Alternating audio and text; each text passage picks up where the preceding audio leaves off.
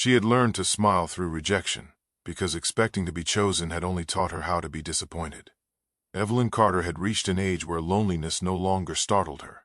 It had become familiar, like background noise that followed her through every stage of life. She was not loud, not dramatic, not visibly broken. She existed in the margins, present but rarely acknowledged in ways that mattered. People described her as kind, reliable, and easy to be around, yet those same qualities somehow made her forgettable. She was always the one others leaned on, but never the one they held on to. At work, Evelyn was dependable to a fault.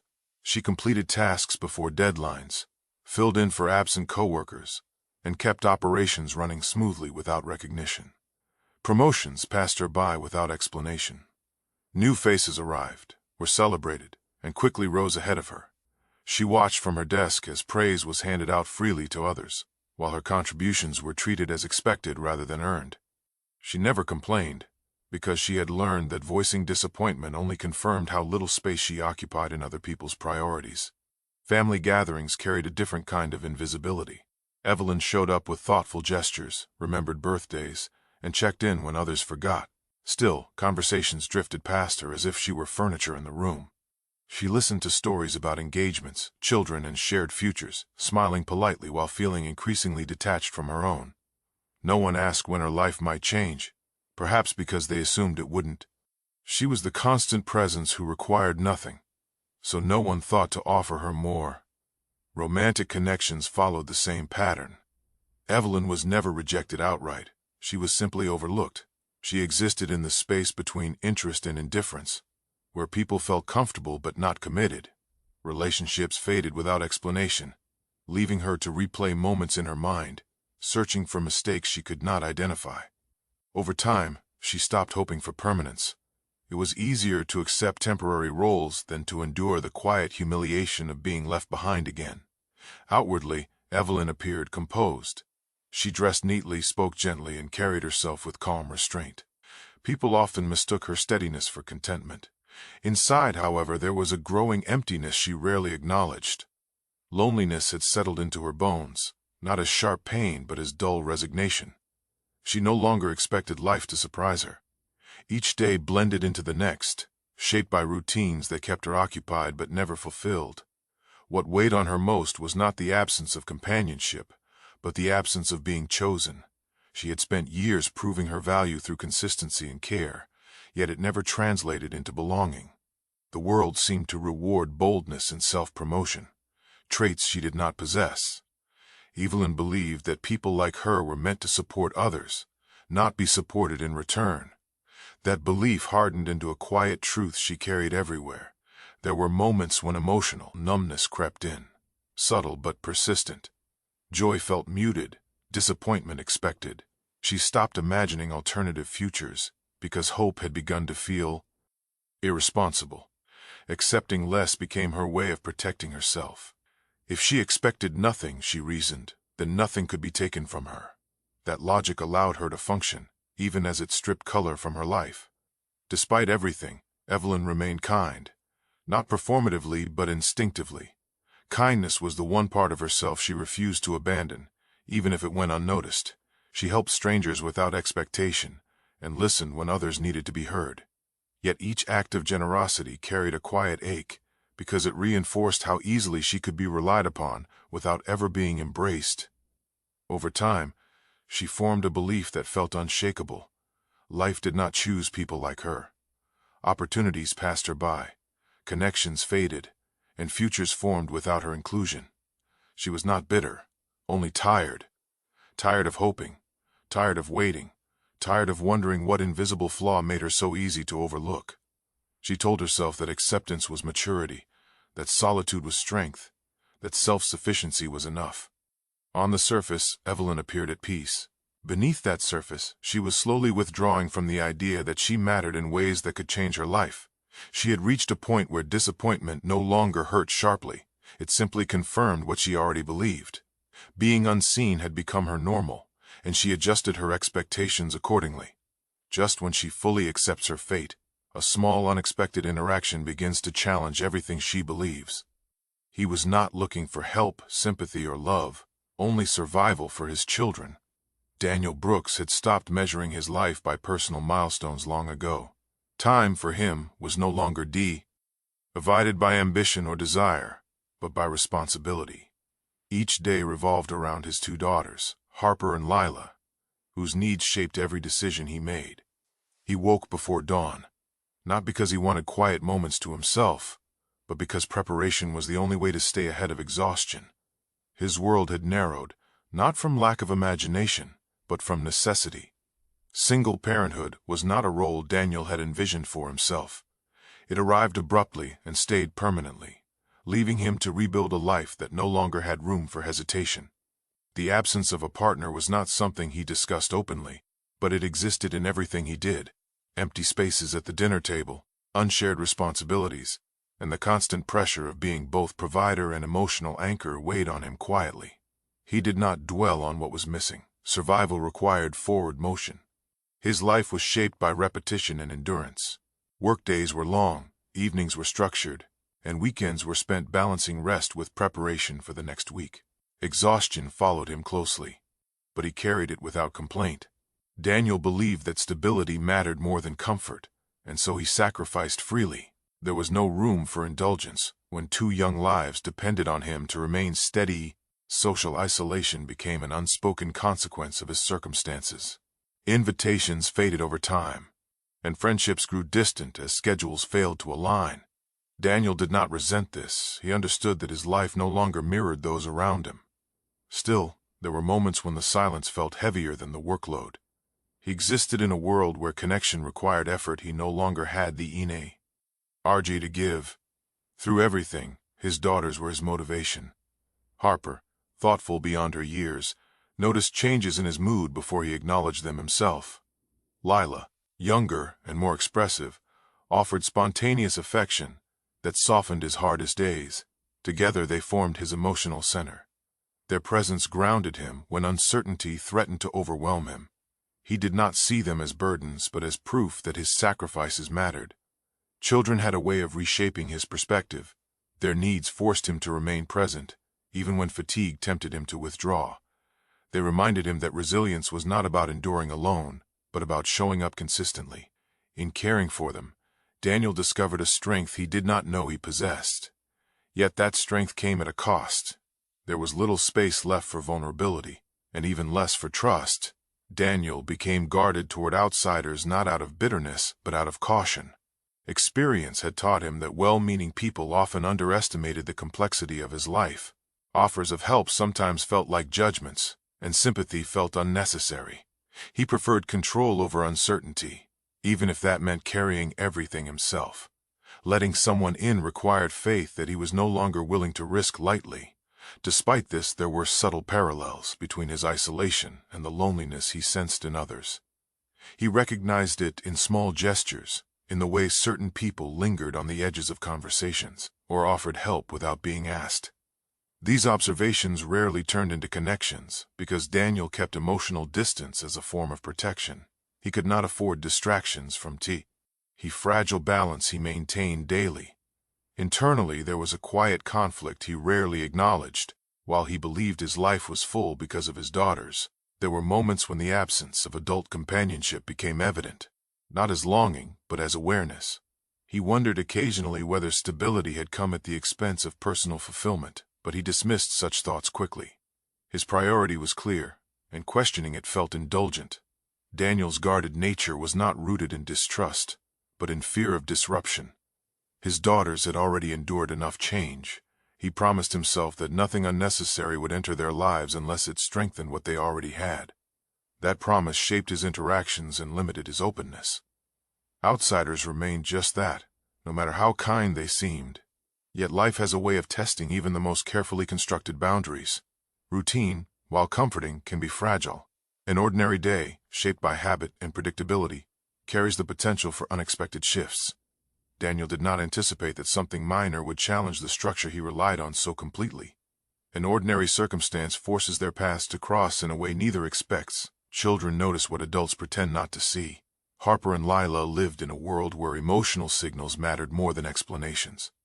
While adults filtered their experiences through logic and caution, The girls absorbed their surroundings with unguarded sensitivity. They noticed shifts in tone, pauses in movement, and expressions that lingered too long. Their awareness was not learned, it was instinctive, sharpened by growing up in a household where ions were often felt quietly rather than spoken aloud. When Evelyn entered their orbit, it was not through grand gestures or deliberate involvement. She appeared simply as herself, calm, attentive, and consistently kind. To most adults, her presence blended into the background, but to the girls, it stood out immediately. They observed how she offered help without drawing attention to it, and how her kindness never carried expectation. There was a softness in her manner that felt genuine, not practiced.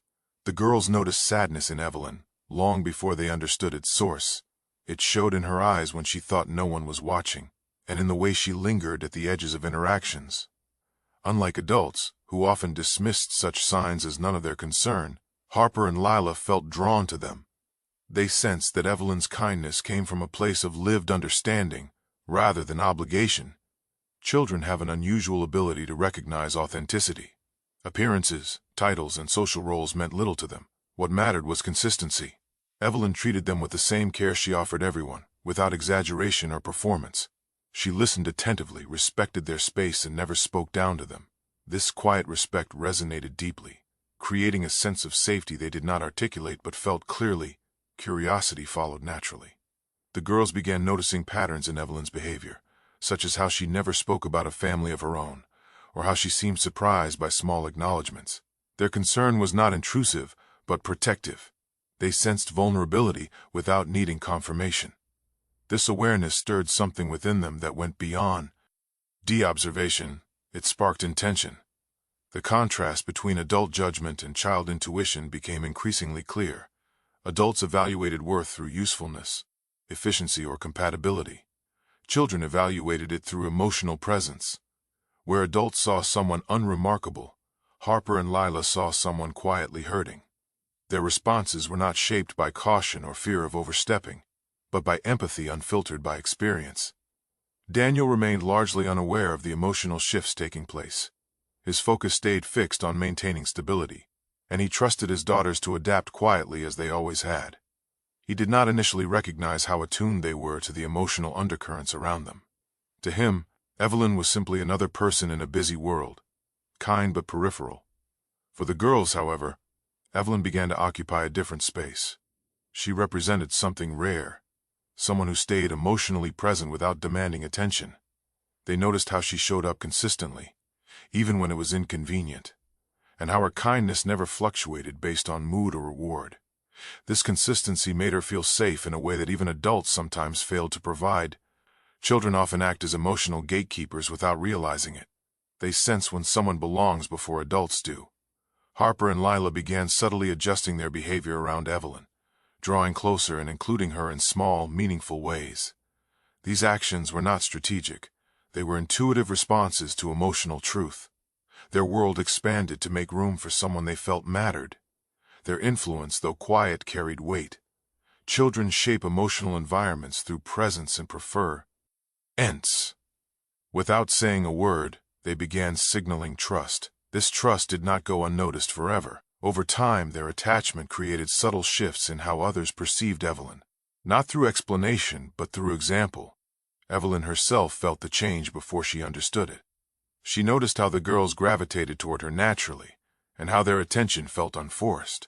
Being seen in this way stirred something unfamiliar. It challenged her belief that she was invisible by nature. Still, she remained cautious, unwilling to interpret kindness as permanence. What made the girls' behavior powerful was its sincerity. They were not trying to fix Evelyn's loneliness, they were responding to it. Their actions carried no agenda, only empathy. In doing so, they began influencing emotional decisions that extended beyond their awareness. Trust, once offered by children, has a way of reshaping adult boundaries. The emotional gate had opened quietly. What began as observation was turning into connection, and connection into something more deliberate. The girls were no longer just noticing Evelyn. They were choosing her presence in their emotional world. Their silent observations began turning into intentional actions. She had nothing impressive to offer, yet it was her presence that mattered. Evelyn never announced her kindness. It existed in the small, consistent ways she showed up without being asked, without expecting gratitude, and without keeping score. She remembered details others overlooked, noticed when routines were disrupted, and adjusted herself quietly to make things easier for those around her. There was nothing remarkable about these gestures on the surface, which is why most adults dismissed them as ordinary. Yet over time, their steadiness created an emotional rhythm that began to matter deeply. Her care did not depend on status or recognition. Evelyn did not position herself as important, helpful, or indispensable. She simply did what felt natural to her, guided by empathy rather than obligation. When something needed attention, she handled it calmly. When someone appeared overwhelmed, she responded with patience. There was no performance in her kindness, no attempt to secure approval. That absence of expectation made her presence feel rare. For Daniel, this was unfamiliar territory. He was accustomed to people offering help conditionally, often tied to judgment or curiosity about his circumstances. Evelyn was different. She did not ask personal questions or offer unsolicited advice. She respected boundaries instinctively, allowing him to remain in control of his world. This restraint unsettled him more than overt involvement ever could. It forced him to confront the possibility that not all support came with strings attached. Kindness, when consistent, has a way of softening guarded hearts without confrontation. Daniel did not notice the shift immediately, but over time his resistance began to loosen. He found himself less tense in Evelyn's presence, less alert for signs of intrusion. Her calm reliability contrasted with the unpredictability he had learned to brace against. Still, trust did not come easily. His instincts urged caution, reminding him that stability was fragile and disruptions could be costly. While Daniel wrestled with internal conflict, the children moved forward without hesitation. Harper and Lila openly gravitated toward Evelyn, their comfort no longer subtle. They sought her presence naturally, drawn by the safety they felt around her. Children do not calculate emotional risk the way adults do.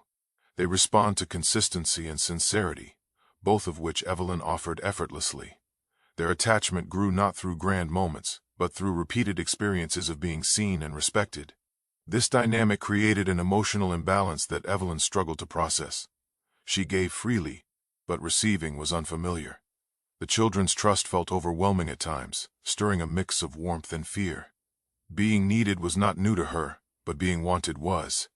It challenged her long-held belief that her value existed only in usefulness, not in presence. She reminded herself to remain grounded, wary of interpreting connection as permanence. Daniel observed the bond forming with quiet concern. His daughter's comfort mattered above all else, and he could not deny the positive effect Evelyn had on them. Yet allowing someone into their emotional space carried risks he was reluctant to take. He questioned whether he was projecting meaning where there was none, or whether this was a genuine shift worth acknowledging. The conflict remained unresolved, simmering beneath the surface of routine interactions. What unsettled him most was how natural everything felt. There was no disruption, no demand for adjustment. Evelyn fit into their lives without altering its structure. She respected the boundaries he had built so carefully, never pushing for more than what was offered. This balance made it difficult to justify keeping her at a distance. Still, fear of loss lingered. Experience had taught him that stability could vanish without warning. For Evelyn, the experience was quietly transformative. She noticed how her presence was anticipated rather than tolerated. Small signs accumulated, challenging her internal narrative. She was no longer simply passing through people's lives, she was being woven into them. Yet she remained cautious, aware of how easily hope could turn into disappointment. She reminded herself that kindness did not guarantee belonging. The children's openness, however, shifted the emotional gravity of the situation. Their acceptance carried a purity that adults rarely offered. It was not influenced by circumstance or convenience. They responded to how Evelyn made them feel, and that feeling was one of safety and warmth. Their behavior began influencing emotional decisions beyond their awareness, subtly reshaping how Daniel perceived the space Evelyn occupied in their lives. Kindness, when given without expectation, often reveals more than it intends. Evelyn's actions were never meant to change anything, yet they did. They exposed the possibility that connection could exist without negotiation or reward. For the first time in a long while, her presence was not overlooked or taken for granted. It was quietly valued. This realization unsettled her as much as it comforted her. Being chosen, even in small ways, challenged the emotional armor she had built over years of resignation. She found herself standing at the edge of something unfamiliar, unsure whether to step forward or retreat into safety. For the first time, someone begins choosing her without being asked. Being chosen feels unreal when you have waited your whole life. Evelyn felt the shift before she could explain it. It did not arrive with a declaration or a moment she could point to later. Instead, it unfolded quietly, through repetition and consistency, until the weight of it became undeniable.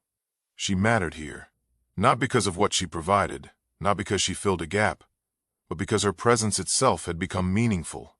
That realization unsettled her more than loneliness ever had. The children's attachment grew steadily, rooted in trust rather than excitement. Harper sought Evelyn out during calm moments, drawn to the steadiness she offered. Lila mirrored that comfort with unfiltered affection, gravitating toward Evelyn as if it were the most natural thing in the world. With them, Evelyn did not feel like an outsider waiting for permission. She felt included, expected, and safe. Their sense of security around her was unmistakable, and it revealed something she had rarely experienced before, being wanted without conditions. Yet with that warmth came fear. Evelyn had lived long enough to know how fragile belonging could be. She had seen connections fade once expectations shifted or circumstances changed. Every instinct urged her to stay emotionally guarded, to treat this closeness as temporary. She reminded herself not to lean too heavily into the comfort, not to confuse kindness with permanence. Hope, she had learned, was often followed by disappointment. Her internal resistance was not dramatic, but persistent. Moments that should have brought joy were shadowed by doubt. She questioned whether she was misreading the situation, whether the attachment was situational rather than personal. Past disappointments surfaced quietly, reinforcing the belief that being chosen was not something that lasted. She told herself to enjoy what was offered without asking for more. Daniel watched the bond forming with increasing awareness. He noticed how his daughter's demeanor shifted in Evelyn's presence, how their ease seemed deeper and more grounded. This was not excitement that burned quickly and faded. It was comfort that settled in. As a parent, he valued that above all else. It forced him to confront emotions he had kept carefully contained. Witnessing the connection stirred something in Daniel that he had not expected. He felt gratitude, certainly, but also vulnerability. Allowing someone to matter to his children meant acknowledging that his world could expand beyond the limits he had set. That possibility was both hopeful and terrifying. He questioned whether he was prepared to risk disruption for the sake of emotional growth. For Evelyn, Daniel's quiet observation added another layer of complexity. She sensed his attention without interpretation, aware that his approval mattered even if he did not voice it. Being seen by him felt different from being noticed by others. It carried weight and consequence. She found herself caring about that perception more than she wanted to admit. The emotional landscape shifted subtly for all of them. What began as kindness evolved into connection, and connection into a sense of belonging that no one explicitly named. Evelyn felt herself becoming more present, less guarded, despite her efforts to remain detached. She laughed more easily, moved with less hesitation, and allowed herself moments of contentment without immediately bracing for loss. Still, vulnerability crept in quietly. The more she mattered, the more she feared disappearing. Being chosen illuminated the cost of losing that choice. Evelyn found herself standing between two familiar states: the safety of emotional distance and the risk of genuine attachment. For the first time, distance no longer felt like protection, it felt like loss in advance. The children, unaware of the internal struggle unfolding around them, continued to respond honestly. Their trust was steady, not demanding reassurance or explanation. They accepted Evelyn as part of their emotional world without question. In doing so, they normalized her presence in a way that made withdrawal increasingly difficult. Their behavior did not pressure her, it anchored her. Daniel's guardedness softened incrementally. He did not articulate the change, but it showed in his willingness to allow space for connection. He began to see Evelyn not as a temporary presence, but as someone whose absence would be noticed. That realization unsettled him. forcing him to confront his own fears of loss and change. For Evelyn, being chosen challenged the narrative she had built to survive. It required her to reconsider who she was and what she deserved. She was no longer invisible here. She was woven into routines, relied upon emotionally, and valued quietly. This shift did not erase her past, but it reframed it. Loneliness no longer defined her.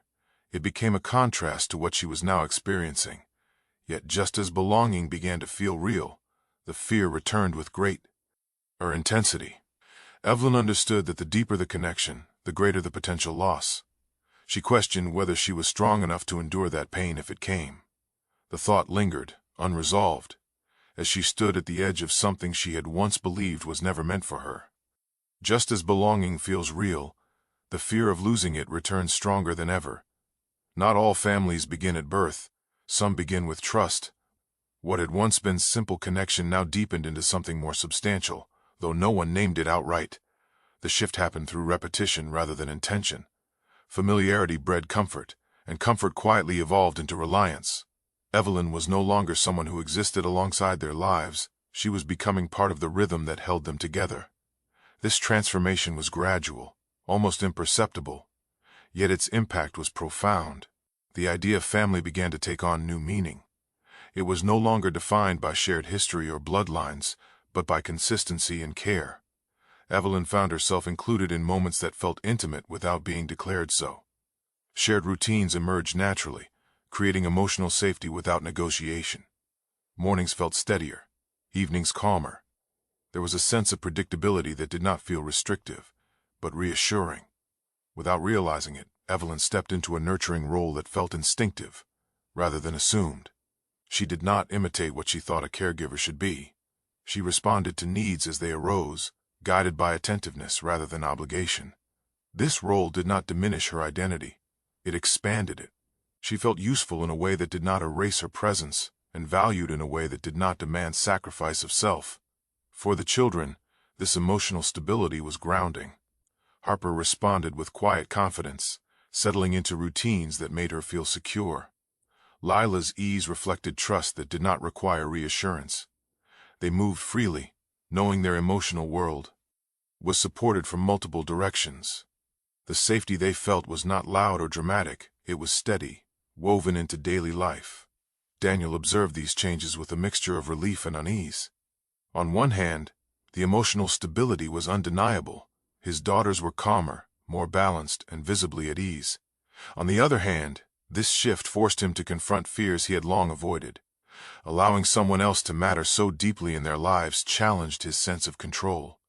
He worried about what it meant to share emotional space he had guarded so carefully. The fear was not of replacement, but of loss. Daniel had built his world around protecting his children from instability. Opening that world to someone else introduced uncertainty. He questioned whether this reliance was wise, whether it risked undoing the stability he had worked so hard to maintain. These thoughts lingered, unresolved, even as evidence of emotional growth surrounded him. Evelyn sensed his hesitation without interpreting it as rejection. She understood caution, having lived with it herself for years.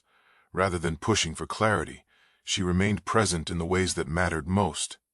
Her steadiness became reassurance, not through promises, but through consistency. She did not attempt to claim a place.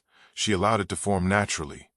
Emotional stability began to emerge through mutual care, rather than expectation.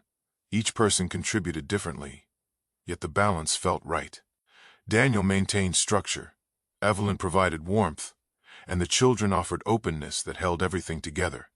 This dynamic did not erase individual roles. It strengthened them. They were no longer operating in isolation, but as a unit defined by choice rather than circumstance. For Evelyn, this experience challenged her deepest beliefs.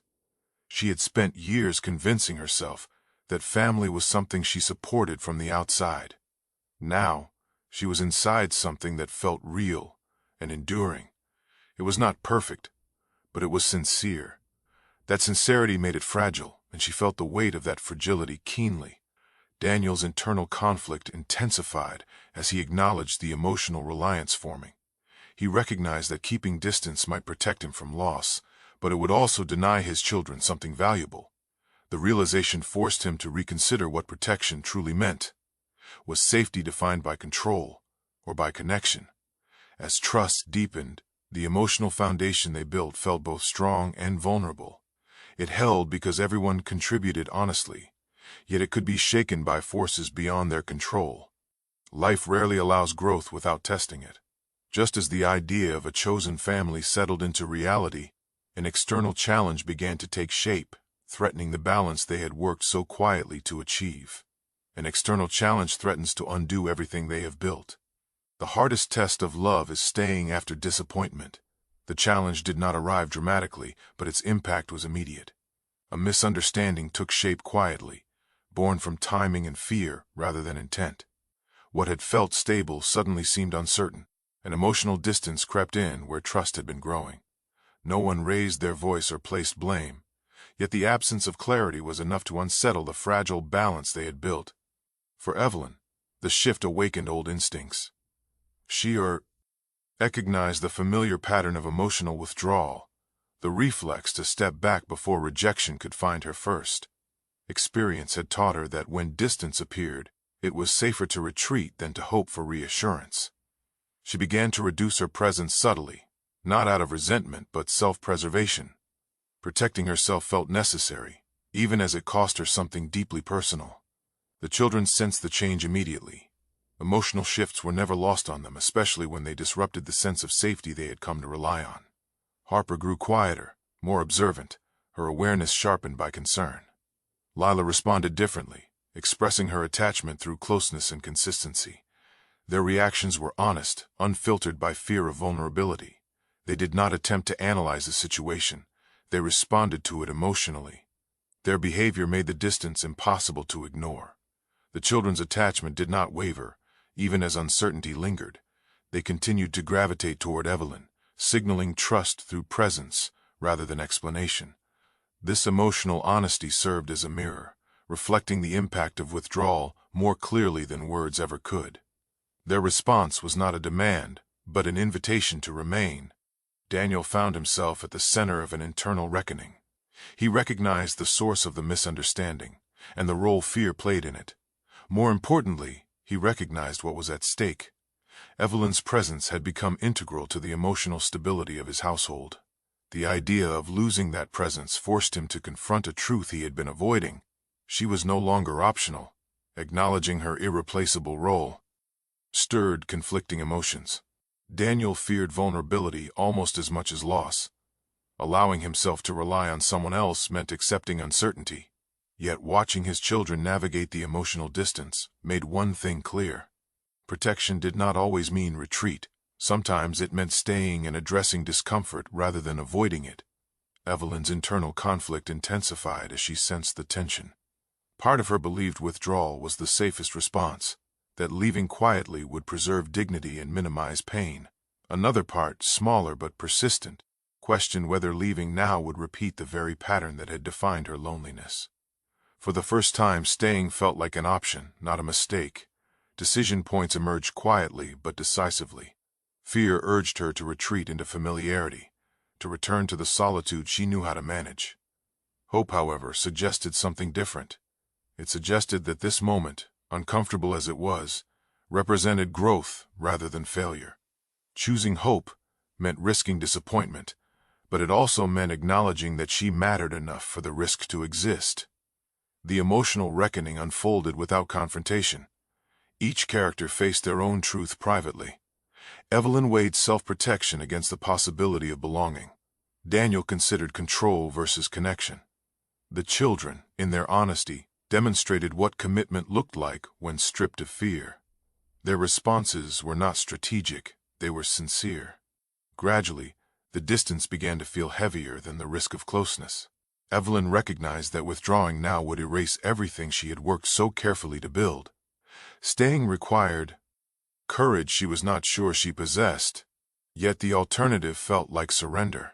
For the first time, she questioned whether leaving was truly safer than staying. Daniel, too, reached a turning point. He realized that avoiding vulnerability had not protected him from pain, it had only delayed it. The possibility of loss existed regardless of distance. What mattered was whether he was willing to choose connection despite that reality. His understanding shifted from fear-based caution to intention-driven care. The children remained constant throughout, their attachment unwavering. Their emotional consistency served as grounding force, reminding both adults of what was at stake. They did not ask for explanations or guarantees. Their presence alone communicated what mattered most, stability built through trust and continuity. As tension settled into clarity, one truth became unavoidable. This moment would define what came next. It was not about avoiding disappointment, but about deciding whether fear would dictate the future. Staying now meant choosing uncertainty with purpose, rather than certainty without connection. A defining moment forces a permanent choice. Sometimes love arrives quietly and stays forever. The moment of decision did not arrive with certainty, but with intention. What mattered was not the absence of fear, but the choice to move forward despite it. Evelyn stood at the center of that choice, aware that staying meant embracing vulnerability rather than avoiding it. For the first time in her life, she did not step back when the ground felt uncertain.